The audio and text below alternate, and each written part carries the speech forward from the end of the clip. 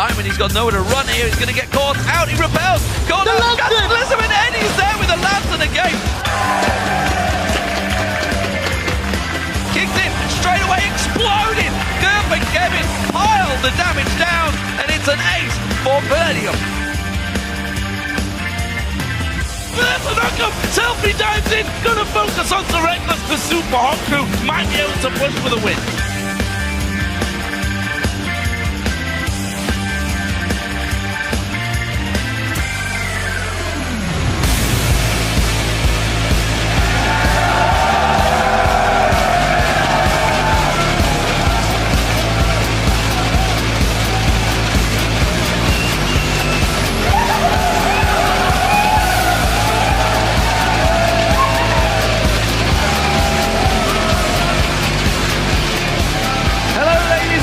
Gentlemen, and welcome to the European League of Legends Championship Series, coming to you live from our studios here in Cologne, Germany. I am Lee D-Man Smith, and here alongside me is Trevor Quickshot Henry once again, as we bring you day 2 of our 16-game Super Week. Yes, we have 6 big games to play today, and now that we're on the downslope of the summer split, the teams will need to bring their A game if they want to stay in the running for a possible spot at the 2014 World Championships. But before we get to those games, let's take a quick look back at some of yesterday's highlights. First up, well, it was the LCS record set by Xpeke at 21 minutes 51 seconds. It was slightly adjusted. We were a little bit too late on that. Yeah, 1 second quicker than we had reported yesterday, and breaking Froggen's record from last week from the same game. Soaz pulled out a top lane Ziggs, managed to dominate up in that top lane, and it's interesting to see Soaz follow that up with the top lane Lee Sin, so having some fun with champions. Yeah, we'll see what he brings out today. That one, of course, wasn't the only exciting champion, as Overplow played Xerath, and Creaton,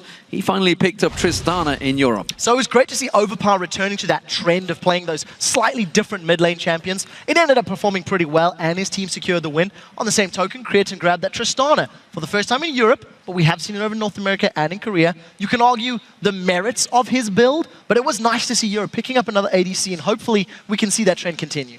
Also alongside him was Zyra. Zyra support, is it back? That's the question. Played in 3 out of 5 games yesterday.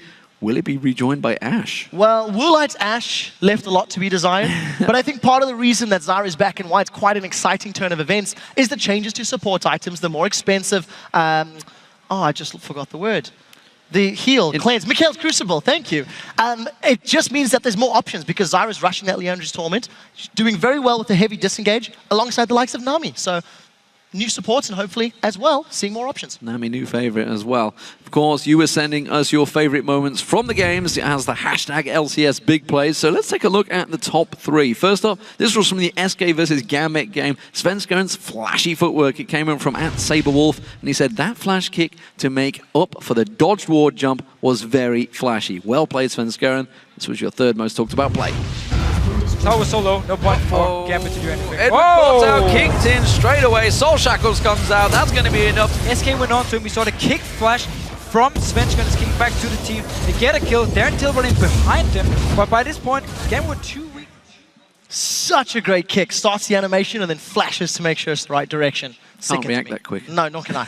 Well, the next one is also from Fnatic versus Rocket, and this features some flashy teamwork. This comes to us from @Shingeki no Momo, I think. That Xpeke play, getting the kill, then taking the Thresh Express. So sneaky. This was your 2nd most talked about LCS big play. They have to back away from this one. They're looking to engage. Jumping. Counter-strike. Lands on 5 members. Peke comes in. Shockwave does get himself a kill, and a Lantern from Yellowstar pulls him to safety. Beautiful play by Fnatic. They jump in, Xpeke flash away, gets a kill, and then just takes the Lantern to safety. I said at the start, they have to back away. They didn't listen to me, and that was what you get. So Fnatic went and took that win. Then, of course, there was Shook's incredible Lee Sin mechanics versus the Super Hot crew. This came in from @NeonLol, and he said, Shook makes flashy Lee Sin play Q to a minion, W to a ward, and then flash ulti rise kick back into Froggen. This was your most talked about moment in the European LCS yesterday. So at least there's that small respite from the rest of the crew, but I think they're going to dive selfie. Oh, there's the Q, and he gets the kick onto him as well, and that is typical Shook, ladies and gents. They take the damage onto the support. The minions actually being pushed back from the turret. It doesn't matter. Alliance get the kill onto Selfie. So they did dive selfie, and a lot of Lee Sin plays yesterday. You guys at home, remember to tweet the awesome moments from today's games to @LOL Esports and use the hashtag LCS Big Plays. Now it's time for a look at the table as we head into the day. Alliance have a comfortable hold on first place now with a 13 wins and 2 losses. And they're on a 6-game win streak, while SK Gaming, well, they are 3 games behind them in second place at 10 and 5. Yeah, and right behind them are Fnatic in third. They played fantastically yesterday to go 2-0, and Millennium have dropped down to 4th position with 8 wins and 7 losses. Having lost 2 out of their last 3 games, they've got to stop the rot before it gets worse. And those chanting standings may change further as we kick off the day with the top of the table clash between Alliance and SK Gaming.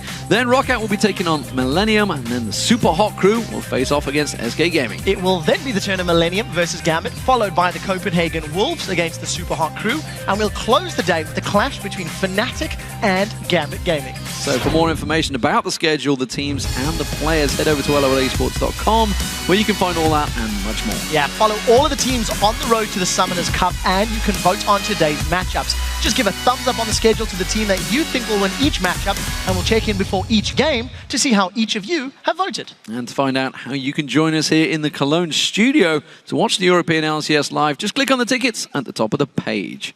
So let's head over to Twitter and let us know, which team do you think has the strongest duo lane in European LCS and why?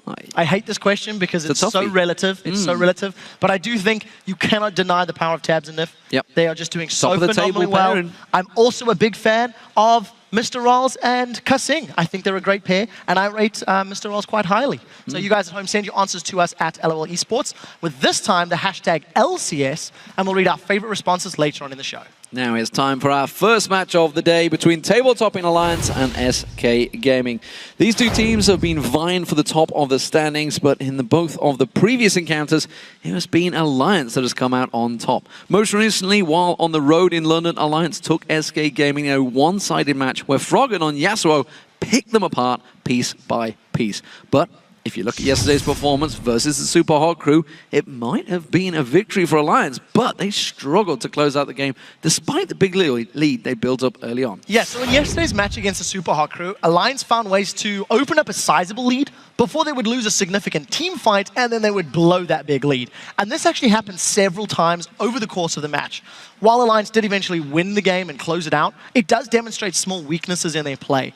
I think in general, Alliance have just shown that they can deal with SK Gaming, they're 2-0 up, along with the rest of the European LCS. But winning this game is where Alliance can ensure a head-to-head advantage over their closest competition in terms of potential tiebreakers at the end of the split. Absolutely. For SK Gaming, this match has to be the proving ground.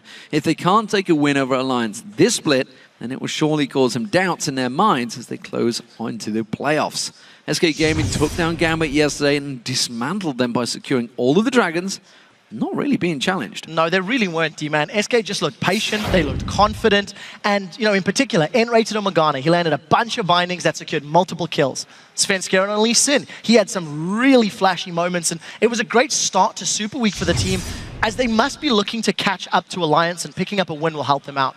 I think they're going to need to exhibit the same level of control if they want to defeat Alliance here today, and they need to deliver a strong performance against the league leaders, because if they don't, they're never going to be able to challenge for that top spot. Well, despite the 0-2 record against a very confident Alliance, SK Gaming's Jesus isn't intimidated by his all-star opponent in the mid lane, while Candy Panda, he likes the idea of taking down the #1 team in the European LCS.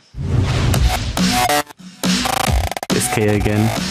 Actually, it's looking really good against them this season. We are 2-0. We know how to beat them, so it should be under 3-0. We don't want to lose to Alliance again, so we're going to prepare a lot for them, but I wouldn't say we prepare any more than the other team. Being the leader, we don't really want to drop any games. It's very important for us to keep winning, so we will definitely prepare our best for every single game. The longer the season goes, the better we will get, and we will catch up to them at the end of the season. We kind of overrate them ourselves in our mind, and it gets to us, and we just play really bad against them. I don't know why. and we need to not overhype them and consider them like a normal team rather than a lion. It's always fun to play against a high-skilled player like Froggen. I've personally done really well against him in our matches. For me, it's nothing special. Like I play against people on his skill level every day. Compared to the other teams, and they're not improving that much, honestly. I would say it's pretty weird with SK. They have been pretty good for the entire split, but I haven't really seen much improvement in how they have been playing. They're the best team right now. It's always a good challenge, and they're the team to beat, so we will beat them. For me, the standout thing in that video is how SK actually talk about Alliance. It's only been a split. They finished 4th in the playoffs. But now the top of the table, they're already talking about the mental attitude of coming up against this top team. And it's not the same message across the team. Freddy is saying we overhype them. Candy Panda is saying, you know, we've just got to try hold back. And Jez is like, whatever, I deal with Froggen every day. So we're going to have to see who comes out on top. Well, let's check out the lineups for these two teams. Over on the blue side, it's Alliance. That means Wicked's in the top lane, Shook is the jungler, Froggen in the mid lane, Tabs is the AD carry, and Nif on support. And on the red side, it is SK Gaming with Steady Freddy in the top lane, Sven Skaren playing the jungle, Jez is in the mid lane, Candy Panda on AD carry, and Enrated playing the support role. So let's take a look and see how you predicted this match will play out. According to the votes on LOLesports.com, you gave Alliance by 84%. That is a big, big vote for first versus second place. That is a very big vote, but I distinctly remember a 93% or 94% vote in favor of Alliance in a game they lost against the Super Hot Crew many weeks back. So, you know, public opinion does matter, and standings matter. They're 2-0 up, but we'll see if Alliance can deliver. They are chasing that all-time win record of Europe of 9 wins, which they have the possibility of hitting at the end of the Super Week. Yeah, they're going to get a perfect Super Week. We'll see how that works out for them, of course. The other team to beat them was Gambit as well. Let's not count. They're the only 2 teams to beat Alliance so far this season. Pick and bans are about to get underway. Let's see how this one works out. So the obvious picks of Kale, Kassadin, are definitely ones that I think will be considerations here. I'm also interested to see if Enrated or Nif go for the likes of Thresh or Morgana, or, you know, alternate between them. But one of the big stories for me is whether or not Shook or Sven Skaren get their hands on Lee Sin. Shook has played Lee Sin 9 times this split. Sven Skaren has played it 8 times this split. It is definitely a de facto go-to jungler for both of these teams, and I feel Shook and Sven are currently the strongest Lee Sin's players in the jungle in the European LCS. Well, the fact that SK have banned out Elise tells you they may be focusing towards it. Freddy's Aatrox banned out there. He's been playing that the last few games. Of course, Zig's taken away, kind of a standard, that one. Jesus has been picking that one up. It does mean that Kale's still out there, Kassadin's still out there, Yasuo's still out there. A lot of big top laners, mid laners for Froggen and Jesus. We'll see what will the next ban be. SK, considering this one, there's a lot of thought going into these pick and bans. These are not coming thick and fast. It is Aurelia, so that's another top laner. That may open up Renekton for Freddy. Yeah. Kale going from Alliance. Another top laner. Wicked has played that Kale in the past. We've seen her mid, we've seen her top multiple times. I want to just contrast quickly the faces of Alliance today in comparison to Super Hot Crew yesterday. This is stern and focused. Twisted Fate. Kassadin was banned out. It leaves Yasuo open, Jax is open. Of course, you've also got Renekton open, and there is the Lee Sin you were talking about. Sven Skaren is going to be the one to lock that in, and Morgana, who has been banned out quite regularly, will be picked up by Enrated. So the question for me, do Alliance go for their bottom lane, potentially locking in Thresh Lucian, Braum Lucian, Nami Lucian? It is a possibility for Tabs. Tabs could also go Caitlyn if he wants to, and he's been doing a very good job with Caitlyn in recent weeks, you know, especially on 4.10. The Lee Sin lock is not too surprising for me. But my wonder is, does Shook go Evelynn and just play that sort of split push gank with Twisted Fate combination? Or does he want to play a different jungler and surprise everybody? Definitely taking their time on the side of Alliance. Well, top lane Lulu is what we saw from Wicked yesterday. It is a possibility in there. Evelynn, you would feel, would be the fallback champion for Shook. Of course, with Elise being banned out. Jarvan has been picked up by a number of people, but Shook has yet to show that one as far as I remember. Yeah, you know, Shook has really been sticking to the sort of trifecta of champions. 9 games on Lee Sin, 5 games on Elise. This will only be his 2nd game on Evelynn if it gets locked in. And in terms of the duo, in yesterday's composition, Alliance ran Caitlyn and Zyra as their duo lane. And the Zyra was primarily to deal with a very aggressive, in-your-face dive set of champions. And that is a very quick lock-in from the SK side. But that is a Caitlyn choice over a Lucian choice. Oriana also being locked in. Maybe Jez thinks he can go for that record, but Cogmore gets picked and locked by Tabs alongside Nami. So a lot of late game damage. There's a decent front line with Evelynn and the Lulu combination, in addition to the disengage power that Nami offers. This is something we touched on in the pregame, is how important the ability to disengage can be. What I like about Alliance's comp is they can impact side lanes very effectively with the Evelynn and the Twisted Fate combo. For SK, with Renekton, with Lee Sin, they're going to be looking to get in your face and get ahead as early as possible. Well, Freddy pulling his 100% win rate on that Renekton on the line here up against Alliance. Does give him a champion he knows full well. The question is, will they be buddy system in their jungle? It looks to me like I think that's what they're going to go with. Yeah, I mean, it definitely is something that Alliance may be slightly more inclined to go towards, and the reason I say that, if they go for the buddy system, SK's got the opportunity to try and push lanes quite quickly.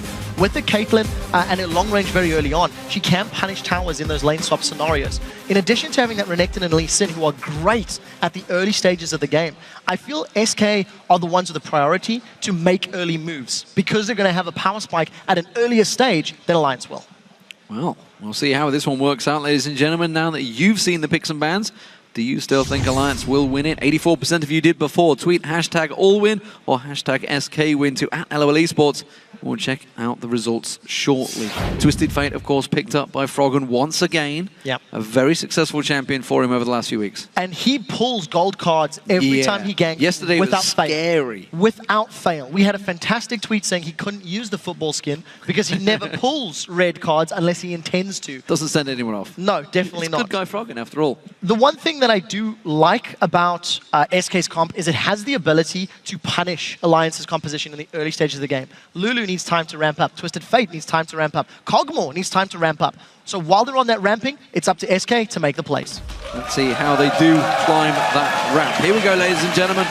Blue team starting out as Alliance, the current #1 team, and they have a 2-0 record over SK Gaming, who are going to be starting out as the red team. We'll see whether we have any level 1 plays. Obviously a difference between the two top laners, Doran's Ring, of course, versus the Doran Shield, expected. But I want to see how they're going to start these level 1 fights. Yeah, and very importantly is how Alliance handle the protection of tabs. If you look, you're going to have Glitter Launch, you're going to have Wild Growth, of course, and the disengage from Nami. But if Renekton or Lee Sin manage to deliver that command attack and dissonant shockwave combo onto tabs, there is a very real possibility of him getting blown up super early on in those fights. And that's what SK will be looking to do. For the time being, neither team has gone for any sort of aggressive or even defensive wards. All trinkets, with the exception of wickets, are available, and we need to watch for the next 30 or 40 seconds. It looks like it's going to be a standard defensive start to the game. Yeah, nobody going too aggressive early on, 1 minute 10, so a long time before the buffs even spawn. You can see Froggen still hanging around in that death bush just off the side. Shook is keeping Jez's occupied, just out of vision, of course. He's stealthed up as Evelynn to see whether it's looking like they want to go for that red invade alliance, but I don't think it's going to work out for them because there is a ward in place. It will spot them coming early, and you can see Svenskoren and Freddy are already in place waiting. Yeah, so nothing exciting going to happen in the early stages of the game, but I do, I'm casting my mind back to, I think, an SK versus Super Hot Crew game where they also ran a Renekton and a Lee Sin combination, also on the red side of the map. And in that matchup, I was worried about SK's mid to late game scaling opportunities or abilities. No, it was Gambit actually. And they just played so aggressive after the 15 or so minutes. They got like 1 or 2 key items and then just started challenging over and over and over and picking as many fights as possible in their opponent's jungles. I want to see if they're going to do the same thing with their comp. You can see a couple of SK fans have woken up, but it's still 69% to Alliance in the vote. So you guys feel that, of course, Froggen on that Twisted Fate have got the edge. We'll see how it works out. Nif taking a good pilt over Peacemaker from Candy Panda there. Didn't catch any minions with it, so he just did the full max damage on him. Yeah, it's actually very important to note that Nif and Tabs arrived late to the lane. So Candy Panda and Rated are going to have a experience lead as well as a CS lead for these first few levels. But you do somewhat expect that. The very long range of both Morgana and Caitlyn against the lower range Cogmore without his Bioarcane Barrage means they can punish. They can use those headshot procs. Luckily, though, as long as Nif has mana, he can sustain through much of that poke. Well, they know the exact amount required to make sure those CS aren't missed.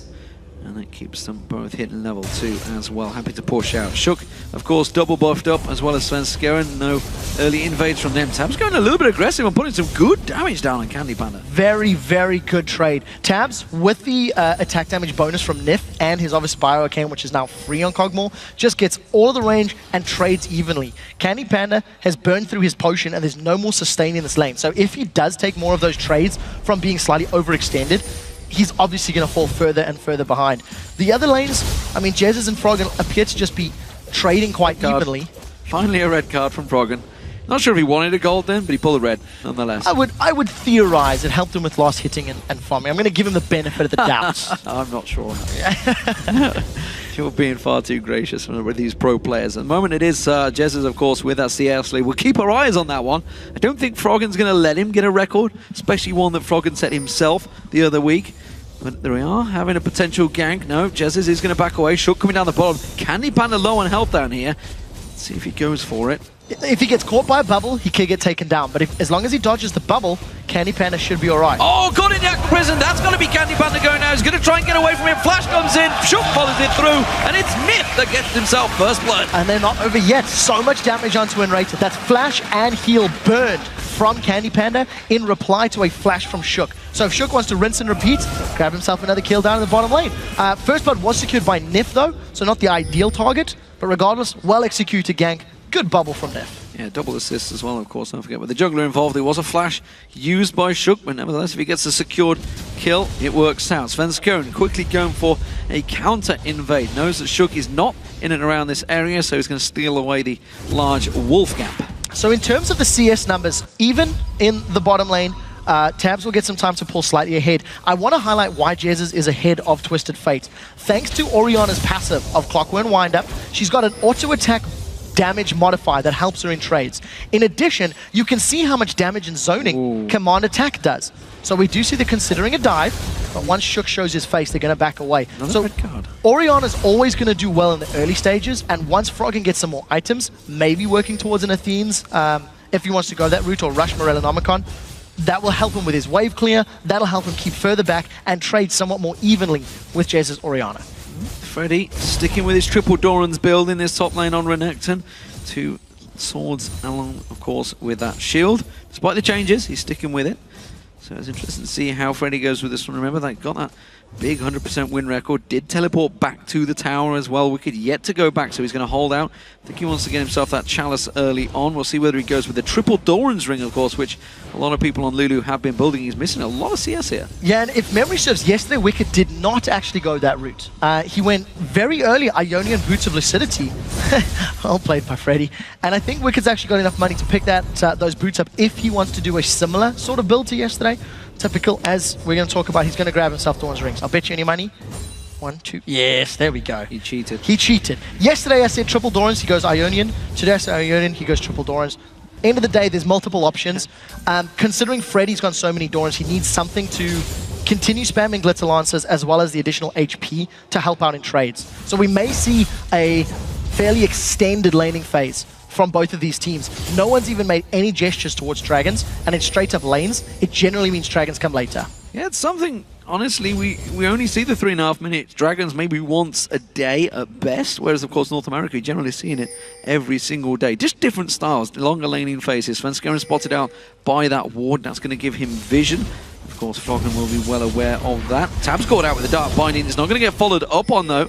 Candy Panda was worried about the threat of the bubble from Nif. Very smart play from Tabs. Even though he was caught by the Dark Binding, the Void Ooze just made any sort of engagement difficult. Sven's caught out. Or not. He's not going to get away unless Froggen flashes. He gets into the gold card. The good wild card follows through. There's good shockwave from Jezz, defensively used along with that defensive ball. And it saves him for now. Flash used by Froggen as well as the Ghost. Yeah, so as summoner spells burned across the board, Svenskeren ends up trading flash for flash as far as Froggen is concerned. The reason that's important is if Svenskeren can heal and come back to the middle lane next time Shockwave is up, they can punish Froggen. And they also know Destiny's down. So this should allow SK to either make a play in another lane or possibly even consider making some moves for Dragon if they get an advantage in this bottom lane. Aggression from Nif immediately gets a 90 caliber net out of Candy Panda, keeping him out of range, of course. He's going to be losing out on the experiences. 4.11 changes will be coming on those, of course, the minion changes, but then we are on 4.10 still here, while you guys at home may have upgraded this morning. It is all about 4.10, and Wicked trying to keep that pressure on. The Glitterland's doing work on Freddy right now. Yeah, all props to Freddy. He's got a decent CS advantage over Wicked in this lane. Every time we have caught a glimpse of him, he is playing fairly aggressively, using the sustain from that Colomine to just keep himself relevant. He's obviously got the 6% lifesteal from both of those Dorans. So he's got decent sustain, and there's no real kill threat from Wicked. Freddy has to make a big misplay or get ganked by Shook to run the risk of getting taken out.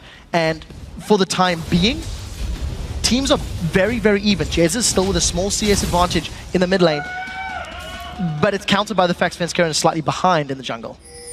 Froggen going to try and keep his pressure on Jesus. He's going to keep him ticking here, and more importantly for Jesus, of course, every time Froggen goes away, he needs to punish that lane. He needs to take that tower down. We saw it a couple of times. The pressure almost certainly is on Froggen's turret rather than Jez's. He's being able to keep them away from that one. You can see turret barely touched so far. Bottom lane have hit level 6. Let's see where they go near the thing.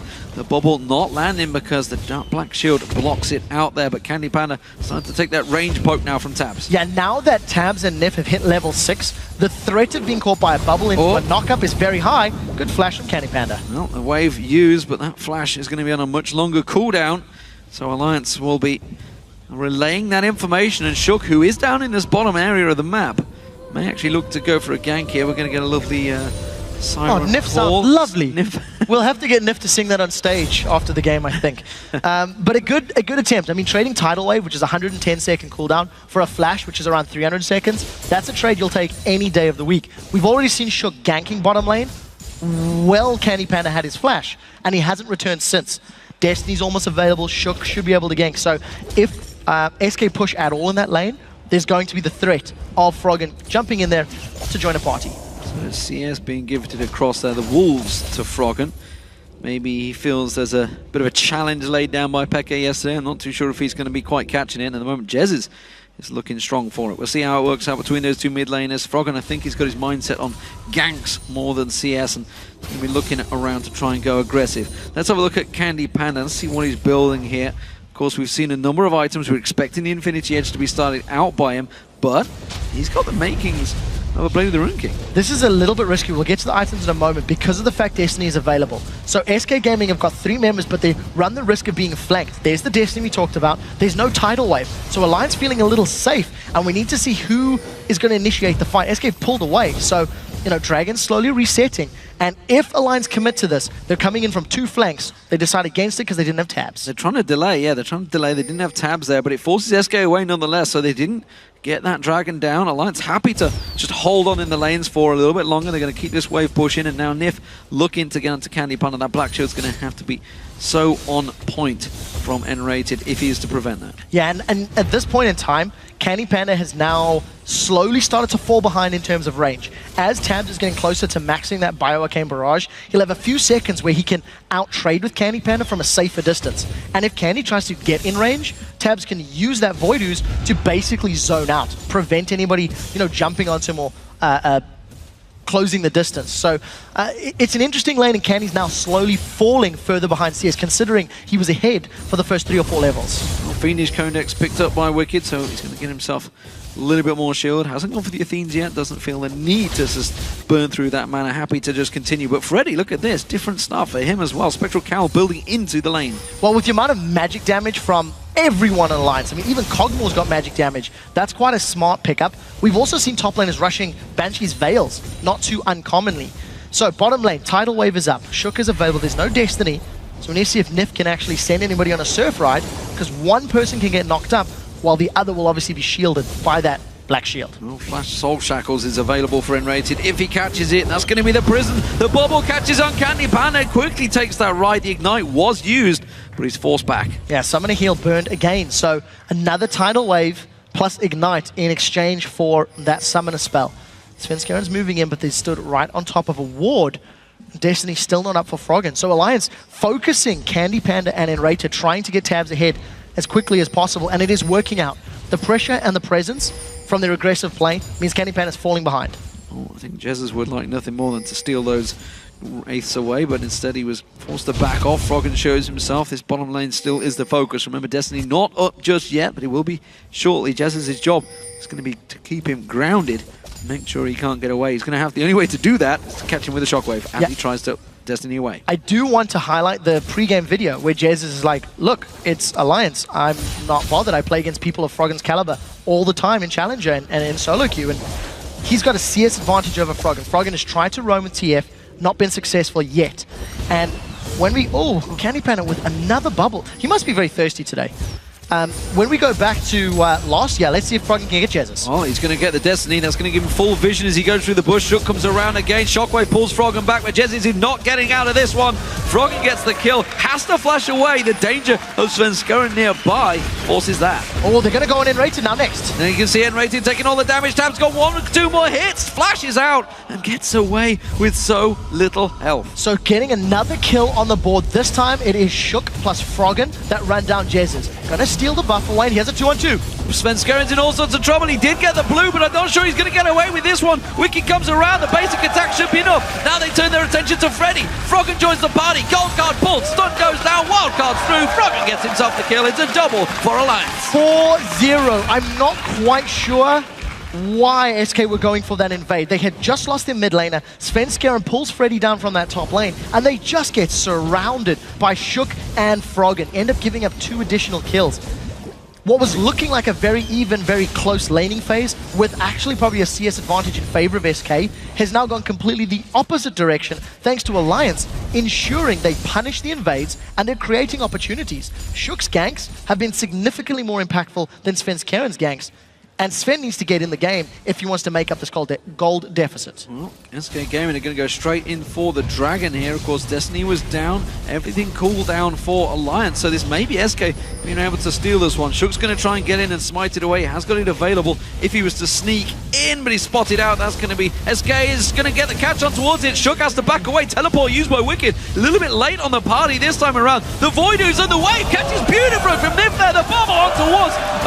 Jesus gets him down. One more shot. Candy Panda goes down. N-Rated caught out. He gets stunned down. It's a double for Tabs, and Alliance again get themselves 3 more kills. 3 for 0. They steal the blue buff potentially, and they managed to get, you know, all of those kills onto Froggen and to Tabs. They lost the Dragon, yes, but in the big picture, they're going to come out very, very happy. The gold on their carries is absolutely massive.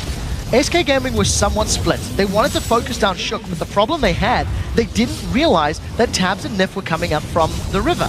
So because of that fact, it just meant that Nif was able to knock people up and set up a bunch more kills. Yeah, of course, 2 ultimates used on Shook as well before that fight, trying to desperately to catch on towards him. Bottom tower goes down, Tabs took that. Of course, you saw Freddy taking the top turret down as well. Tabs actually very vocal in the 4.10 patch notes, talking about how, if your enemy is going for an Infinity Edge, you have to force them out of the lane. He's been doing that the whole game. Candy Panda still only got that pickaxe, along with the Berserker Greaves, yet to build anything else, while Tabs, of course, going for the Trinity Falls first. Yeah, he should be able to finish that, and he just did a moment ago. Very impressive play from Tabs and Nif. They played passive until they were level 4 or level 5. And as soon as they hit level 4, Nif just kept landing key bubbles onto Candy Panda, and he was always at low HP.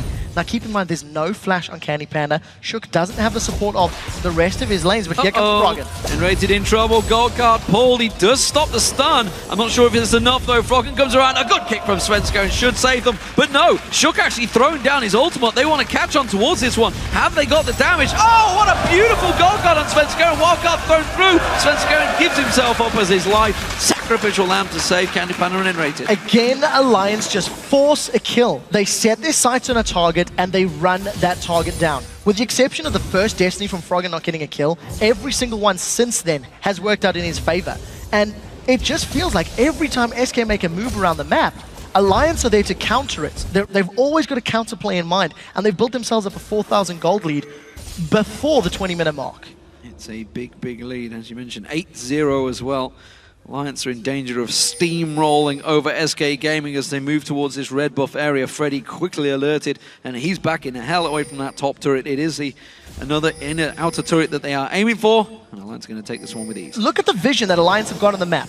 part of the reason they were so confident in running up through that river, they knew where, if and where people were going to be, where Jesus was running. They've got vision in the bottom half, they got vision in the top half. The entire Alliance team has made an informed decision to shove this lane down, and SK are a little late to reply. Jesus is nowhere there, Enrated's nowhere there. Alliance can take this if they focus it down. They may be able to get the middle turret, Jesus, but that's going to be an inner for Alliance. The bottom turret still being pushed on Alliance. Opinionator saying they're still down here. You know what? We can still keep going. Candy Panda hasn't started to recall yet. Jesus has evened up, so it's going to be 2 towers for 2 in the big picture, but of course that's 2 towers in 1 lane. So an inner turret is always more valuable. Alliance also may get positioning on this mid turret from SK if they shove with a wave. We need to see how heavily they commit, because it looks like SK can get in place to defend. Jesus does walk past the ward, gives him vision. Froggen's Destiny was available in a second's time. Shook going to get caught out with the Dark Binder. It's just to stop him backing away. Jez is actually taking a look towards that one. He did pull the Shockwave on Shook last time around and didn't manage to do enough damage. He simply hasn't got the burst damage just yet. No, not enough ability power. And, you know, that Shockwave, it is a game-changing spell if they, you know, hit the right people, and that's enough Froggen. It's a good land, but immediately flashed out of by Froggen. Dark Binding was wide of the mark. Of course, Froggen able to just stroll away. Yeah, that looked all too easy for Froggen. As soon as the Dark Binding was coming in, he lined up his flash and very easily repositioned to ensure that skill shot didn't connect. And you know, Froggen was down 20, 25 CS earlier. Now it's only 10. He's made up that deficit, and that's discounting the tower kills as well as the 2 kills and 4 assists that he's grabbed. He's made up quite a bit, let's put it that way. He's put himself very much in the lead in that matchup between the two. Hourglass already completed. Infinity Edge now picked up by Candy Panda. Much needed item for the AD carry as SK look to start grouping now. Of course, Dragon up in a minute and a half. We'll see whether Alliance do manage to push any objectives. We can see Froggen is going towards the top wave. He's going to clear that out. Shove some pressure on towards that top lane. Has got Destiny available if he needs to get down there. Wicked, meanwhile, his teleport's available shortly, but he's just sticking around with the rest of Alliance in the mid lane. Yeah, we need to see how it works. Look at the damage on the Candy Panda. Candy Panda taking some big hits there. That's going to be Alliance taking this middle turret. SK not able to react. They've got to be careful. They're going too deep on that one. Tab's taking the kick. Ace in the hole coming through. This is going to turn the damage back around. There's Froggen coming straight in. Svenskeren goes down. Shook gets the kill on towards him. Shook goes deep on that one. They can't get on towards Candy Panda. Wildcard thrown out. Froggen tries to catch it. Not going to get on there in the end, but it is. But Candy Panda finally dropped into the ultimate of Tabs from long range, and it's a 3 for 0. 40 seconds until Dragon. It's more the mid turret they've got to worry about. Svenskeren jumps into the middle of Alliance without really having the full support of the rest of his team. Jesus didn't even have Shockwave for the fight. Catches Nif, but it's not enough. The rest of Alliance, they're on the tower. Tabs gets him down. That's another kill. Tabs starting to rack these up now. If you've got him in your fancy points, he is scoring like gold does for you. That's going to be another turret going down, Alliance. Now they can take this bottom turret as well. There's a big wave there for Froggen. They're just taking everything from SK. 12 to 0 in kills. Not a single reply from SK Gaming. And it's a 20-minute surrender, ladies and gentlemen. Froggen is surprised, as everyone else, as SK Gaming are decimated by the top of the table. 14 wins, 2 losses, Alliance. Unbelievable performance from Alliance. Their composition always had the ability to flank and to gank with Evelynn and Twisted Fate. And they didn't care about Renekton or Lee Sin. They punished, and they just got in the faces of SK. Not a single death on the side of Alliance. 108 in the top lane, 404 for Tabs. Was it 305 for Froggen. Just dominant performances overall. A 108 from Nif as well. Those bubbles, key. Always on point. Of course, the wave following through, they caught 3 members in that mid lane. SK Gaming just had no reply. None whatsoever. SK were outplayed in the laning phase. Their strongest suit, as far as SK are concerned, is their mid to late game map movements and team-based decisions. They were never allowed to get there because they were punished so heavily by Twisted Fate, because they were punished so heavily by that Evelynn. And every single time Alliance made a move, they got a kill. There was one gank where it didn't work, and that was trying to punish Svenskeren for an invade. But every other time, top lane, river, jungle, it just all went Alliance's way. And you know, we talked about the mental edge at the start of the show. They were talking about it themselves, and you can't tell me SK were not worried about that fight, because the mental edge clearly was against them. Yeah. And now the rest of the league are going to look at that match and see Alliance getting the fastest EU LCS game, by the way. I'm pretty confident I can say that Yeah, I on think so too. 20 minutes, 58 seconds, I think it was at the end there. 21:01 Crazy, officially. crazy. 21:01 officially in post-game score. Got to wait for the Nexus to With a explode few after seconds. surrender. You know, Yeah, cool guys don't look at explosions, but Alliance sure as hell can buy the time to look at them. That was an incredibly dominant performance. If SK did not have a mental block going into the game, they will for the next one. Because SK are a team that scrap and fight and dig in deep. You go back to the spring split, you go back to the beginning of the summer split, and they were always going to 30, 40, 50 minutes because they could, because they had it in them to dig deep and defend and fight hard. They didn't even try against Alliance. Wow, what a crazy start to the day, ladies and gentlemen. We're going to go over to the stage right now. Shox is standing by with Alliance's Wicked. Thank you very much, D-Man. I'm Eefje Shock supporter, joined here by the victorious Wicked of Alliance. A fast and swift victory for you guys in the first game of the day. You guys were confident going into this one, I can presume, 2-0 up already. What did you guys think after picks and bans? How did it go? Well, we got all the pick and bans we wanted. Everything went according to our plan, pretty much. And we just wanted to play it out. And then, unlike Jesse said yesterday, they wouldn't make mistakes. They managed to make a lot of mistakes, and we got an advantage out of that. So when you have an advantage like that and the team that is second in the league right behind you and maybe one of your biggest competitors going into the end of the season and they surrender, does that give you a confidence boost somehow? So I feel like in League of Legends it's a lot of mentally, and I think SK is extremely strong, but they weren't on their game for this game. So it doesn't give a huge confidence boost, because if they had played an amazing match and had played really good and we beat them, that would give a bigger confidence boost for me, because I think they're really strong still. Well, you guys overall also seem very confident. You opting for the Lulu here in this matchup. What do you think of the current meta? How does it suit you? I think the current meta is a lot of fun right now, because a lot of 1v1s, sometimes there's jungle ganks and so on, but there's not that many 1v2s anymore, and I like that a lot. Also, I learned to hit skill shots, which is nice, because I can actually play stuff like Lulu, so it's good. Which is nice indeed. Thank you very much, Wicked. Thank you. All right, we're going to take a quick break, but when we come back, Roccat takes on Millennium. Don't go anywhere. We'll be back in 3.5.